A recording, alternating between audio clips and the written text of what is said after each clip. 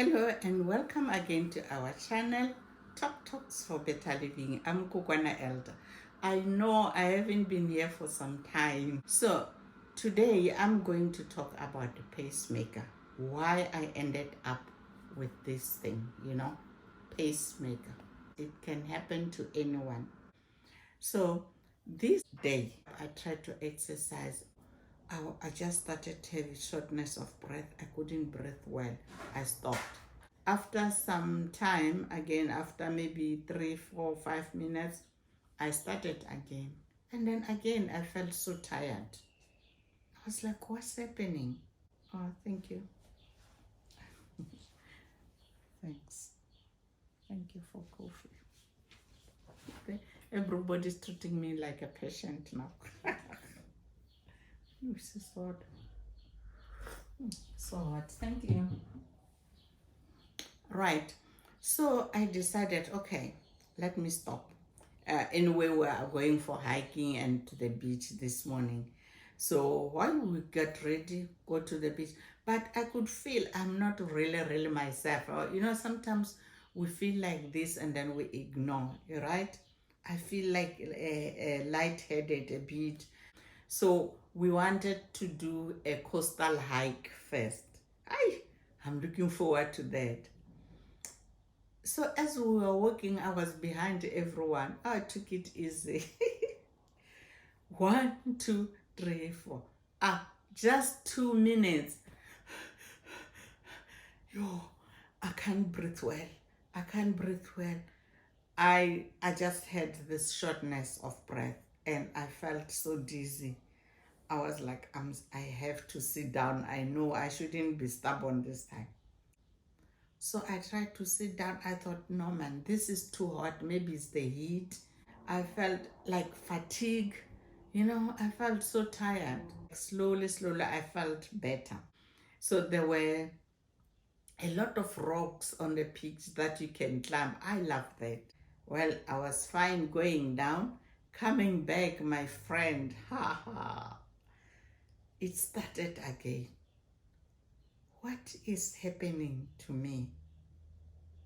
Wow. So I started 1, 2. I really feel dizzy. I really feel so tired and shortness of breath.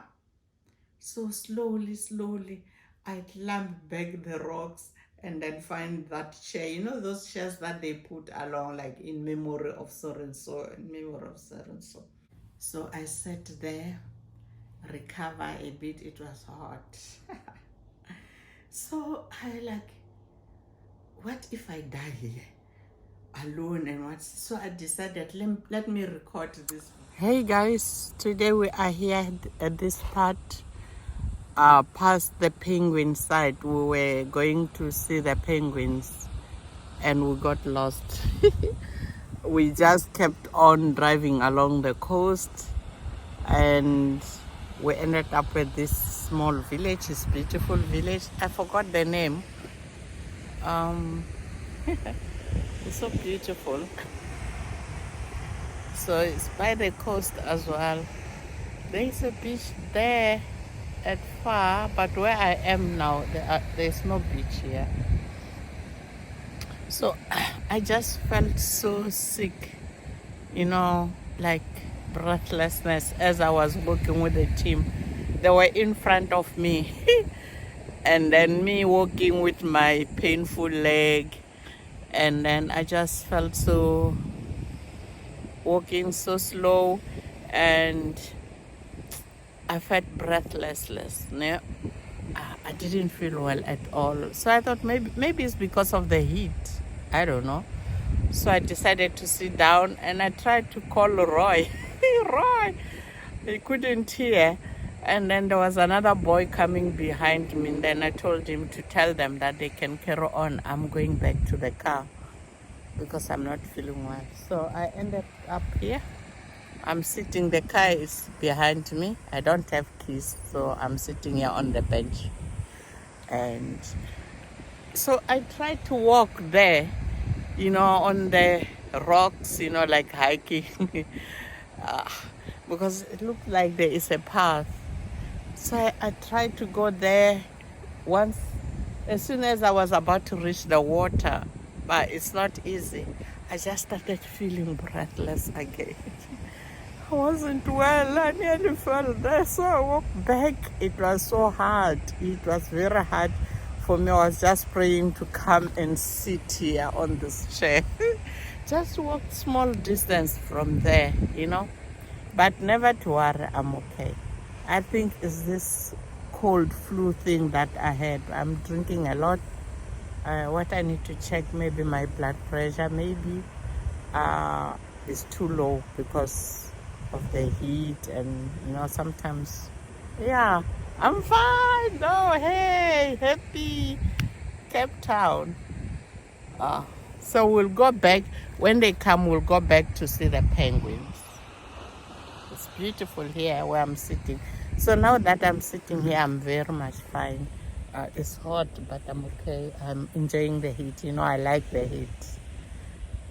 Ciao.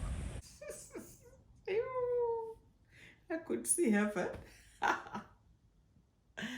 Oh well. But then I recovered. We walked again to the beach.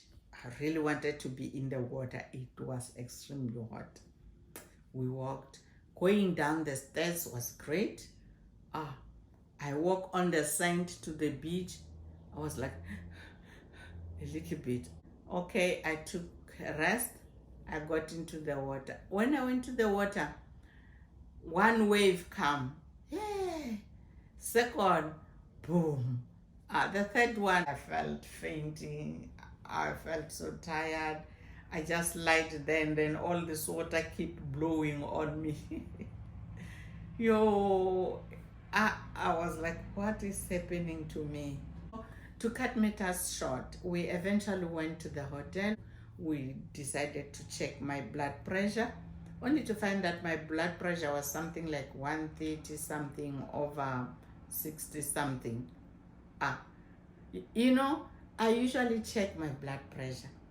There is one thing we forget to look and be serious about. I did not look at the pulse.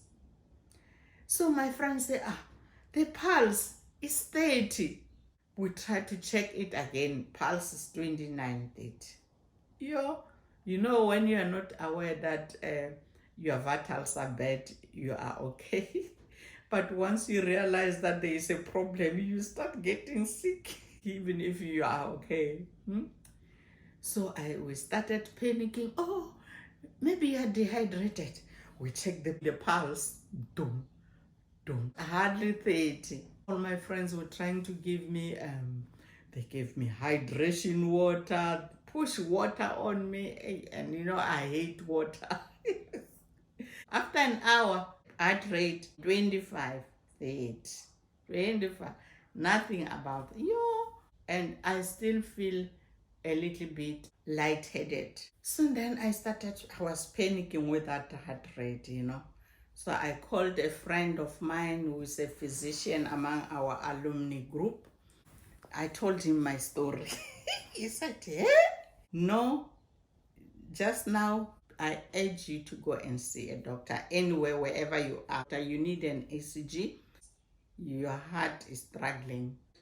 I was okay, but now knowing that my heart rate is low, it was quite scary. I just felt sick again.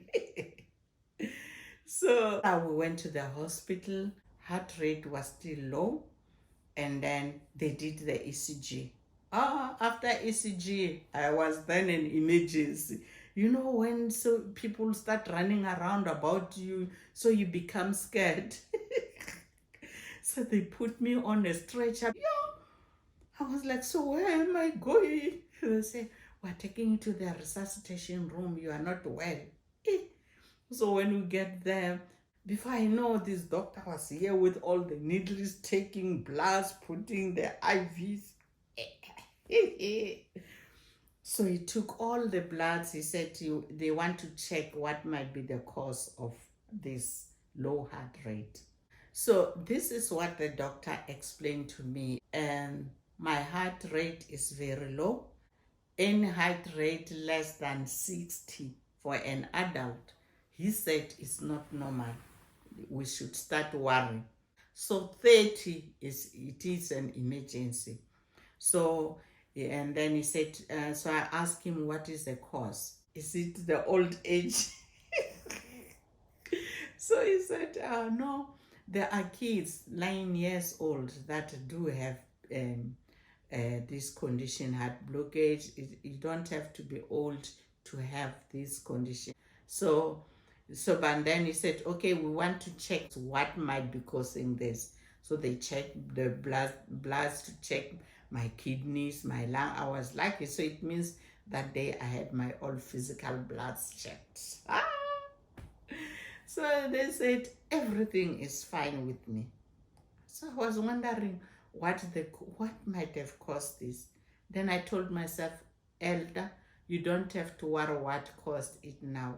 Just worry about getting help and getting healed and be out of this place. Then I asked, what is happening in my heart? When you say I've got a heart block, he said to me, you know, an individual have got 4 chambers in their heart. There are 2 atriums on top and 2 ventricles below. So when the heart has to pump the blood to their body, there are some nodes on their atriums. The stenoatrial nodes produces the electrical charges that goes down the ventricles and stimulate them to pump. So he said to me, if the nodes, the sinuatrial nodes fail to produce the current, so we will have a heart block because there won't be anything stimulating the heart, right? Or even if the sinuatrial nodes are able to produce those electrical currents, but if the transmission is disturbed to go to the ventricles of the heart won't be functioning. So that is why you find it goes doom, doom. Maybe it's a little bit passing there through the vessel or whatever. So that is why they say we should keep our vessels clean, keep our heart clean to transmit everything that needs to help the heart functioning. So if there is that failure, and for the senior atrial nodes, maybe they're tired, I don't know, maybe it's with age, I don't know, I still have to read about this. So you can read about it as well if you are interested, but I know if you haven't been there yet, it's hard to read about things. So that is why I'm here today, because I'm here there, and I want you to understand and to be aware of this. So yeah, so I said to doctor, well, so what are we going to do? So he said all the bloods are negative for anything, so the only treatment that they're going to do, I've got no other alternative except to have a pacemaker. What is a pacemaker, doctor? Yes, I did hear about pacemaker before, but because these things are not with you, you know, we tend to like ignore, we don't really even care. You don't, it's like when something bad happened to people, you say sorry, you feel for them, but wait until they are here with you, isn't that you really realize it, you know, because we don't usually put ourselves on some people's puts to understand different situations. So yes, I heard about pacemaker.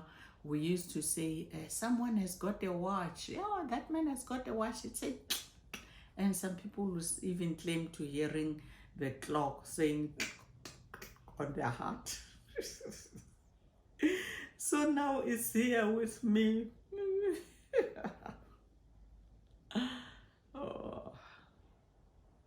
So the doctor explained that it is, he says it's a device. It's about 50p, size of 50p of 5 rand coin. So it has got a battery, and then it has got some leads that they connect to the chambers, you know, the ventricle and the atrium. So it means it works as the senior arterial nodes, because it will produce the electric currents to stimulate the heart. In my layman understanding, you see. So that's it. I was like, hey, so am I going to live with something here like a clock or whatever? Something that I have to keep charging the battery and stuff like that. Oh no. So he said, yeah, so many people live with it. Thousands, millions of people have got pacemakers. Don't be afraid. And then he even said, lady, you are in the perfect hospital, right hospital at the right time. So I was like, yeah, they say you are in good hands. Don't worry. You will do that pacemaker. I was like, oh, so they're going to cut on my heart. So he explained to me that they're just going to make a small incision and then put that thing and then connect it on the heart. Voila, so you go home. I was like, yeah. But I was really scared. So I'm telling you this video really for you to be aware. There are little things that happens that we don't take them serious. So like in my situation now, I look back, I remembered that last year, 2022, I fell on the road. Dizziness, out of nowhere, boom. So it was like few seconds. Then I took it light. And then last year again, I fell when I was going around asking for donations for our sports event. I was like queuing in this shop, and then I just fell there. Eesh. Before I know, woke up, I found everybody's putting hands on me, spraying. Da, da, da, da. Hey, I was like, what is happening? Well, thank you so much for all those people from Pep store in Akonu that were praying for me that day when I collapsed. So, and after that, I used to like, when I run in the morning, sometimes I got tired than normal, you know.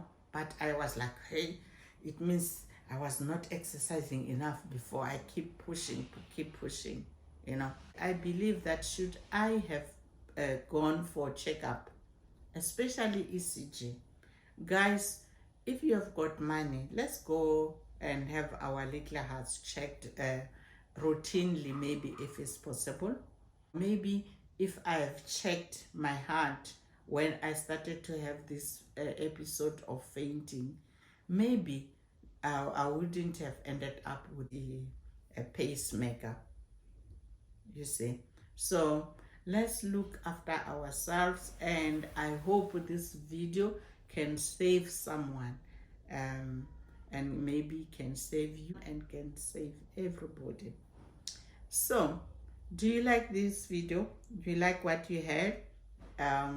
If you like it, say this, you like it, and then subscribe down there to my channel, and then share this information. You know, sharing is very important. I know we need people liking and stuff like that, but the most important thing, I will be happy if you just share to as many people as possible, just to reach out people to listen to this and be saved.